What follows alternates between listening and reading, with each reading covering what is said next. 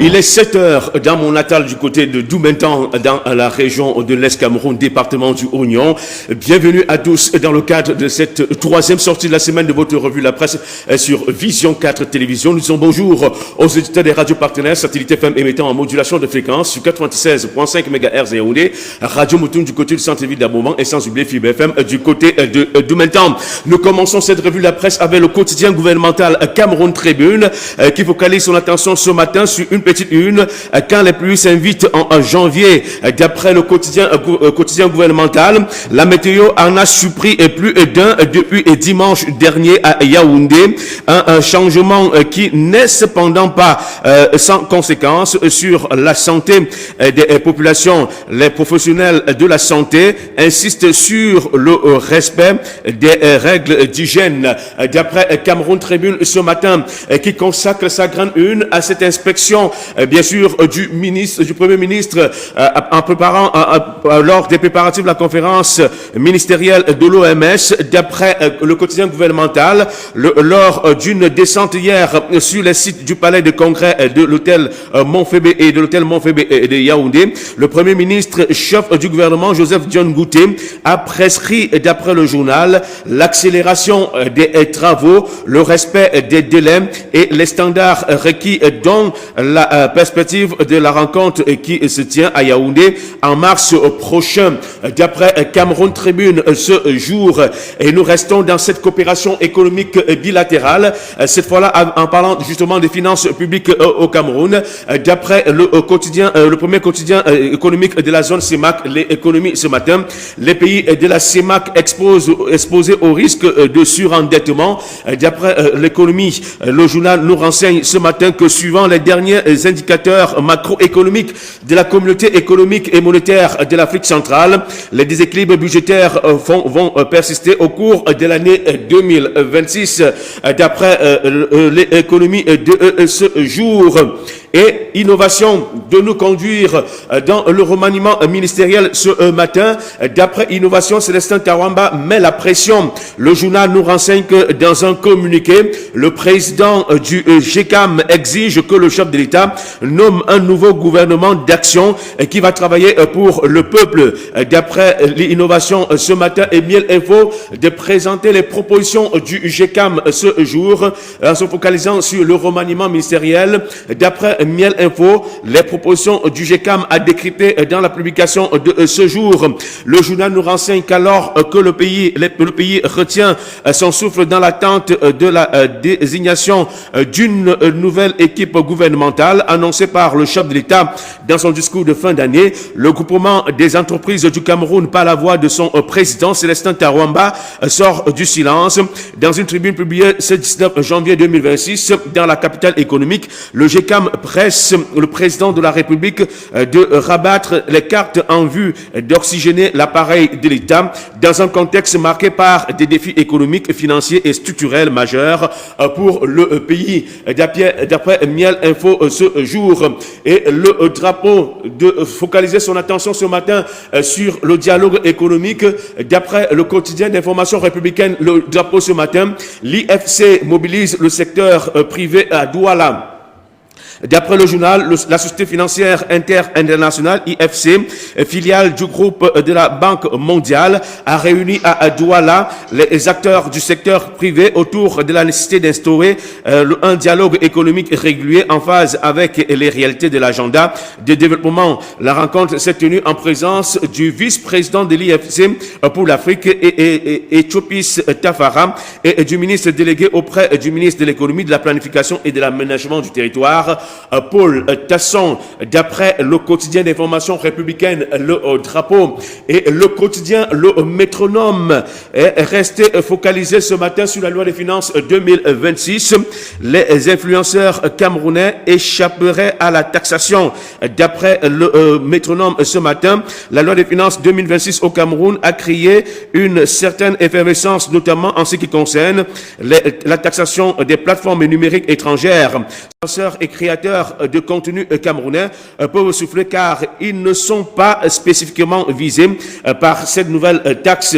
D'après le métronome ce matin, et qui revient sur la présidentielle du 12 octobre 2025 au Cameroun, l'adjudant-chef-major Ndona Hubert Bonisse et l'adjudant chef Momo Bianga Auguste, des héros méconnus de la sécurité.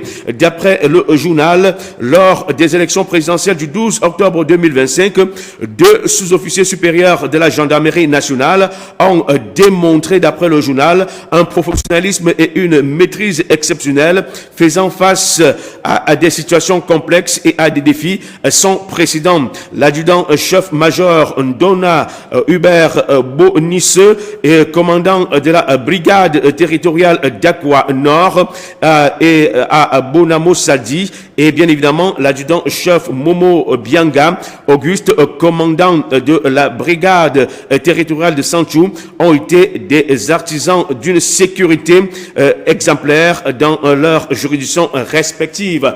D'après bien sûr le métronome, le journal de Alain Tchoufo ce matin, et défi actuel de rester dans le secteur douanier au Cameroun.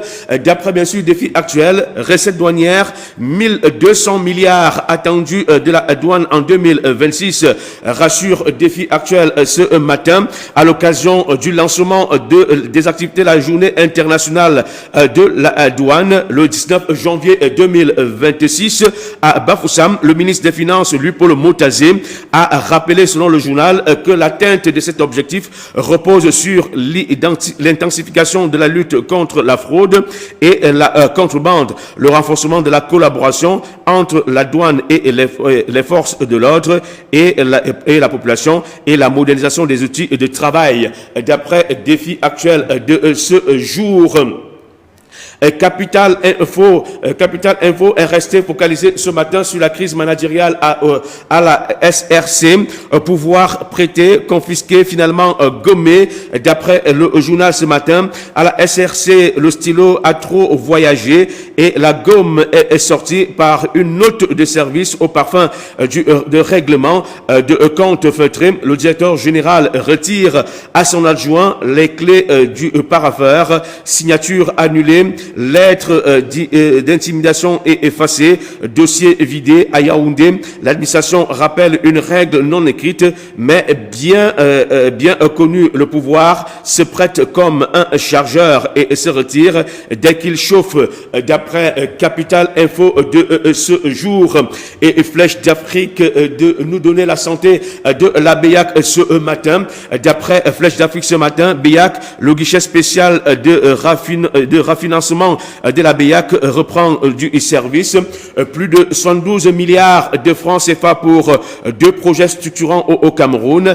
D'après le journal Flèche d'Afrique, longtemps resté discret, le guichet spécial de refinancement de la Banque des États de l'Afrique centrale revient sur le devant de la scène. Il y a quelques semaines, le comité de politique monétaire a validé une enveloppe globale, d'après le journal, de 72,5 milliards de francs CFA destinés à soutenir deux initiatives jugées structurantes.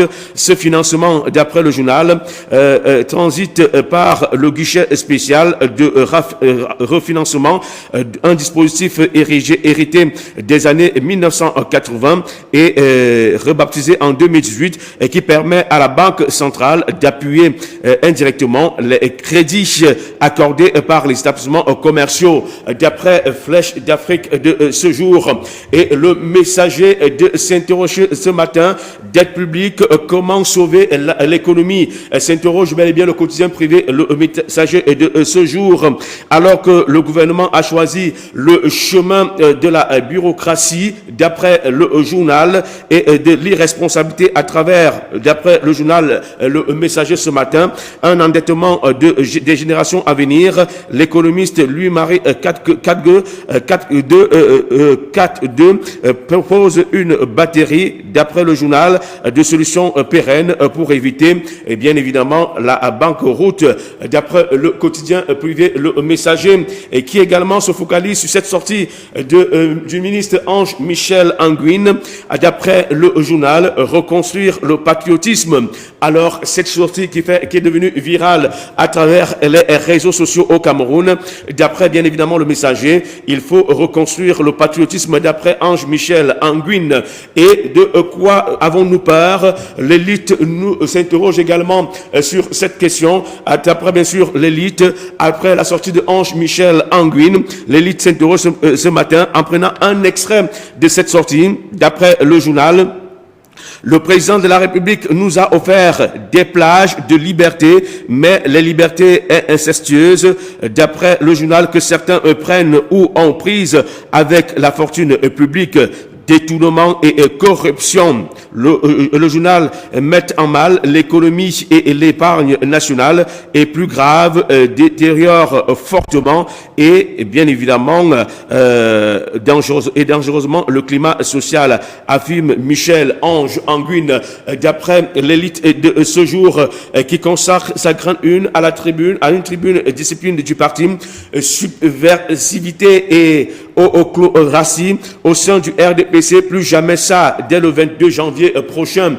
D'après l'élite ce matin, le journal nous renseigne que la convocation de la commission ad hoc de discipline du comité central du Rassemblement démocratique du peuple camerounais RDPC, en date du 22 janvier 2026, se déclenche principalement au sein du landerneau cybersphère du pays, avec un seuil de significativité emprunt d'externalité, aussi bien positive ou que négative, ainsi braver les objurgations d'une autocratie qui, d'après le journal, fulmine les capillaires foudroyantes marquées par d'indigestes salmigondis d'idées sans la moindre cohérence sur une instance juridictionnelle du parti, nous rassure l'élite de ce jour. Et la vitrine, oui, la vitrine focalise son attention particulièrement ce matin dans son édition spéciale à la discipline au sein du RDPC. D'après la vitrine, la commission du ridicule et de la honte. Le journal nous renseigne que les dieux rendent fous ce qu'ils veulent paître. Les créatures de Paul Biya, propriétaire du parti de la Flamme, ont malheureusement décidé, toute honte but, de s'en prendre à la démocratie et à la légitimité.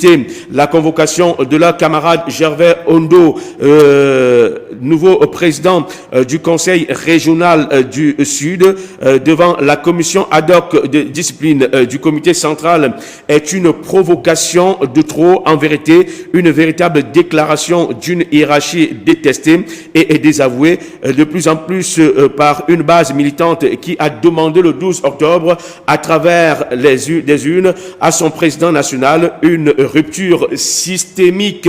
À quelques mois du double scrutin municipal et législatif, le RDPC court tout droit vers une implosion abrutissante. D'après la vitrine de ce jour et l'action de rassurer ce matin, RDPC, la commission de discipline reprend du service. Le journal nous renseigne qu'une session de la commission Moussonguet se tient demain, 22 janvier 2026 à Yaoundé. Sa réactivation rappelle que le respect strict, la discipline partisane, garante de l'unité et de la cohésion du parti, s'impose à tous les militants du RDPC.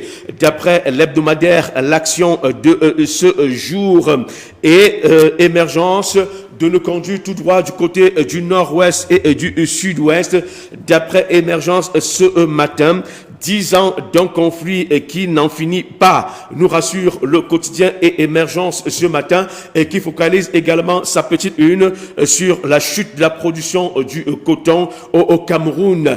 D'après le quotidien et Émergence de ce matin, et bien évidemment la riposte de focaliser son attention sur les législatives et municipales en ligne de mire au Cameroun. Pauline Irène Nguéné, le maillon fort du RDPC dans l'Union et Kélé, nous rassure le journal. L'heure où le Cameroun s'apprête à entrer dans une séquence politique décisive marquée par les législatives et municipales à venir et dans un contexte national où les ajustements institutionnels et le rééquilibrage politique occupent les esprits. Certaines figures s'imposent par la constance de leur engagement et la solidité de leurs résultats. Dans l'Union Ekele, Pauline Irène Nguéné s'est imposée comme l'architecte d'une victoire éclatante pour le président Paul Biya, avec plus de 60% des suffrages lors de la dernière élection présidentielle. Elle a réédité l'exploit lors des régionales, son parti ayant obtenu plus d'une centaine de voix, résultat d'une mobilisation méthodique et d'un travail de terrain exemplaire. D'après la réponse ce matin et le réveil des faits, de nous parler également ce matin d'une femme, d'une femme qui a trouvé la mort en focalisant son attention sur une féminicide de trop. D'après réveil des faits, le meurtre barbare de Marie-Luisette Mbala Nchama, un silence assourdissant. D'après bien sûr le journal Le Réveil, le Cameroun est une fois de plus frappé par un féminicide odieux d'après et barbare. Marie-Luisette Mbala Nchama, une femme courageuse et bien évidemment déterminée, a été sauvagement assassinée par des individus qui lui vouaient, d'après le journal, une haine maladive. Son crime s'opposait à la vente illégale de l'héritage foncier et familial.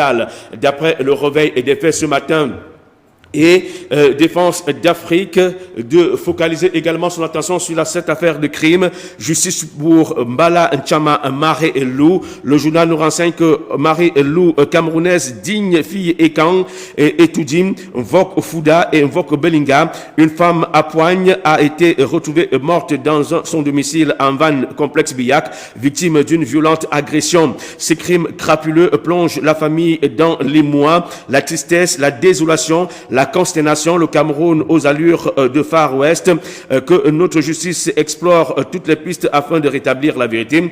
Face à la recrudescence de l'insécurité, nous appelons à la population, le journal appelle la population à la plus grande prudence, à une vigilance accrue. D'après Défense d'Afrique de ce jour et Citadelle, oui, de rester également focalisé sur cette actualité. Assassinat de Marie-Louise Mbala, la diaspora camerounaise s'indigne. D'après Citadelle ce matin, l'assassinat de Marie-Louise Mbala continue de susciter une vive émotion au sein de la diaspora camerounaise qui dénonce avec force les zones d'ombre entourant cette affaire, entre enjeux financiers et conflits fonciers présumés, les faits rapportés, les silences observés et les interdits non avoués nourrissent de nombreuses interrogations. D'après le journal La Citadelle de ce jour, et les étudiants de présenter les éternels oubliés aux auditeurs libres ENS et INSET. D'après les étudiants ce matin, depuis la relance du concours direct de l'école normale supérieure ENS et l'école normale supérieure d'enseignement technique INSET, près de 10 000 auditeurs libres formés dans les écoles normales supérieures du Cameroun depuis 2022 et déjà sur le terrain restent dans l'attente de clarification officielle sur leur situation professionnelle. Il dénonce par ailleurs la non-application des résolutions issues des concertations MINSEP-MINFOPA de mai 2022. D'après le quotidien Les étudiants de ce jour et l'Écho, de présenter le projet de la ligne 400 Koumou et Deyam. D'après bien sûr l'Écho ce matin, Gaston Elundu et Somba est sur le terrain. D'après le journal L'Écho, le ministre de l'Eau et de l'Énergie a entamé le 20 janvier 2026 une mission de travail consacrée au suivi des infrastructures stratégiques de transport de l'énergie électrique. La première journée a été entièrement dédiée à la visite du corridor de la ligne 400 225 kV Col Koumou et Deya Béyan, un projet structurant pour la sécurisation et l'évacuation de l'énergie dans la région du centre et du littoral. D'après le quotidien L'Écho ce matin, mutation, de focaliser ton attention ce matin sur l'eau potable au Cameroun, sur courant rapide. D'après mutation de ce jour, les enjeux de la construction de 200 bornes de fontaines publiques au premier semestre 2026 par la CamWater. Le DG de la Cameroun Water Utilities Corporation, Blaise Moussa, fait le point sur les autres projets en cours pour l'amélioration de la desserte nationale. D'après mutation de ce jour et le renard de l'info ce matin nous présente le Minepia Vouri.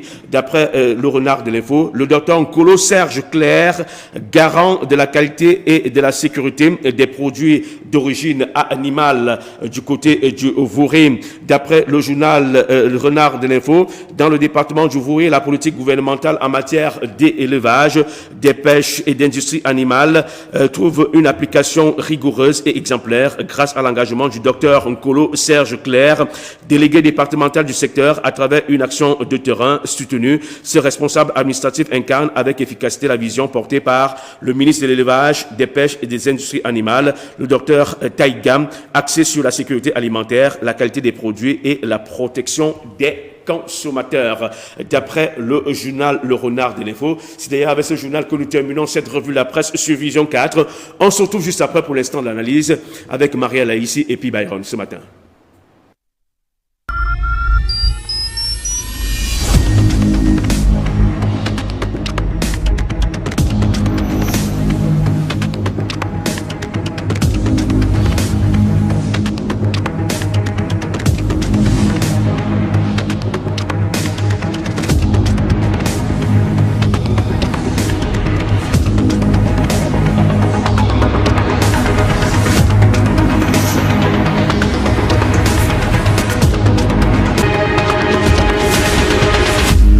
Merci à vous, Roméo Syriac Mida, pour la lecture des unes. La revue était très chargée ce matin. Mais néanmoins, nous allons passer à l'instant de l'analyse, Marie-Alaïs. Bonjour, monsieur Roméo Syriac Mida. J'espère que vous allez bien ce matin. Je vais toujours bien. C'est un plaisir de l'entendre. Alors, Roméo, 10 ans après la crise ou bien le début de la crise anglophone, comment la presse analyse-t-elle son évolution aujourd'hui et quelles sont les perspectives crédibles qui sont évoquées pour un retour durable à la paix dans le nord-ouest et le sud-ouest? Un seul journal en a fait écho ce matin. Il s'agit bien sûr du quotidien Émergence, ce jour, qui fait le bilan 10 ans après de la crise dans les régions du nord-ouest et du sud-ouest, débuté en 2016, d'après bien sûr certaines sources. D'autres parleront bien évidemment de l'extension de cette crise depuis après les années d'indépendance. Que non, on a vu cette crise s'accentuer bien sûr en 2016 au Cameroun. On a taxé cette crise d'une crise politico-administrative. On a taxé cette crise bien évidemment des personnes qui voulaient diviser le Cameroun. Que 10 ans après, on doit pouvoir faire au bilan. Et le bilan présenté est bien évidemment ce matin, c'est plus de 6500 personnes tuées depuis le début du conflit. C'est près de 600 000 personnes déplacées à l'intérieur du pays. C'est plus de 2 millions de personnes ayant besoin d'aide alimentaire. Voilà un peu les clichés qui nous parlent, puis Byron, avec des conséquences économiques assez déplorables et sociales assez déplorables. Fermeture de plus de 6 000 écoles, affectant plus de 600 000 enfants, perte de 260 milliards de francs CFA, donc 410 millions d'euros pour l'économie locale, exode de la communauté d'affaires nigériane des régions anglophones. Alors, vous comprenez que cette crise tue l'économie nationale et tue également la dynamique d'évolution sociale dans notre pays. Face à ce que cela a entraîné, des pertes en vies humaines, la coopération bilatérale économique avec le pays voisin direct qu'est le Nigeria s'est pas toujours évident, c'est pas toujours depuis 10 ans aujourd'hui, c'est pas ce qu'on recherche. La douane camerounaise perd énormément de ce côté-là parce que le trafic commercial n'existe pratiquement plus. C'est l'économie camerounaise qui prend un sérieux coup dans le cadre, bien évidemment, de ses entrées sur le plan des transactions commerciales et financières, bien sûr, avec le Nigeria. C'est quand même, au Nigeria, c'est quand même plus de 80 millions de population, donc c'est une masse humaine assez importante en termes de voisinage avec le Cameroun sur le plan du déploiement et économique. Alors cela, aussi sur le plan scolaire, vous voyez que les enfants ne vont pas régulièrement à l'école. Quelques petites localités des régions du Nord-Ouest sont encore accessibles pour les enfants, pour qu'ils aillent à l'école. C'est pas évident. On perd beaucoup. Et avec la peur au ventre aussi. Avec la peur au ventre, nous savons ce qui s'est passé bien sûr du côté du Sud-Ouest il y a cela 2 ans aujourd'hui, où des enfants se sont retrouvés massacrés par des sécessionnistes qui sont entrés dans des salles de classe, parce que lorsqu'on les appelle sécessionnistes, c'est encore même très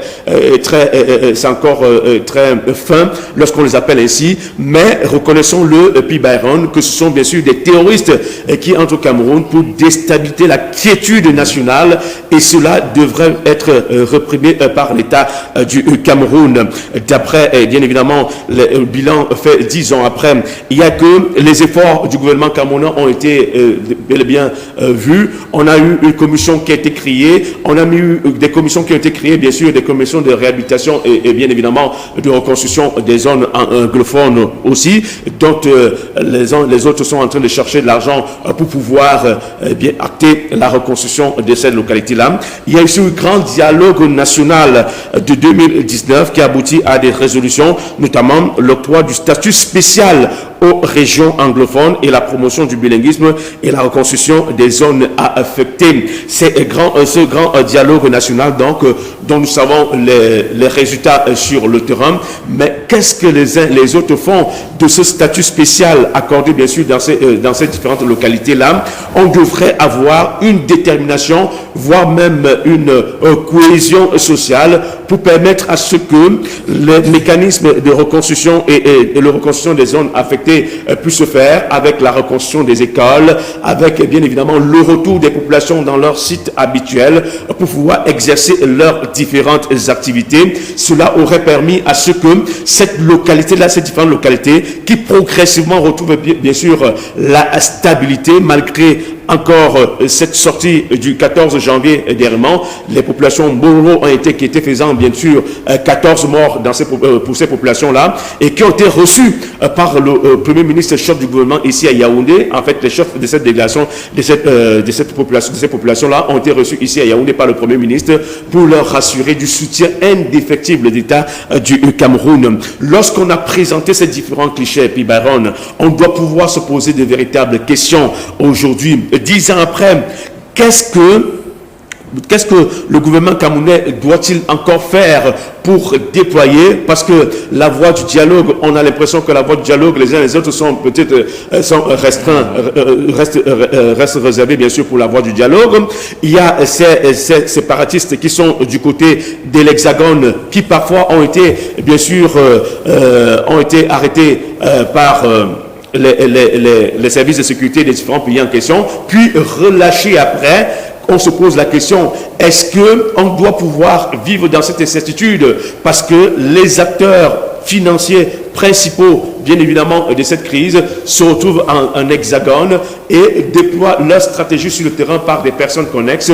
On a eu des cas de certains séparatistes, des leaders séparatistes sur le terrain, qui combattaient sur le terrain, qui ont été tués par l'armée camerounaise, mais malheureusement, d'autres leaders naissent du jour au lendemain et continuent à entretenir cette rébellion. Alors, nous en 10 ans après, voilà un peu le cliché de cette zone-là. Vivement que le gouvernement camerounais multiplie les efforts de reconstruction, multiplie les efforts de dialogue, multiplie également les efforts de dynamique pour permettre à ce que cette population reste dans une quiétude perpétuelle et permanente afin de restaurer la dynamique économique dans les localités du Nord-Ouest et du Sud-Ouest.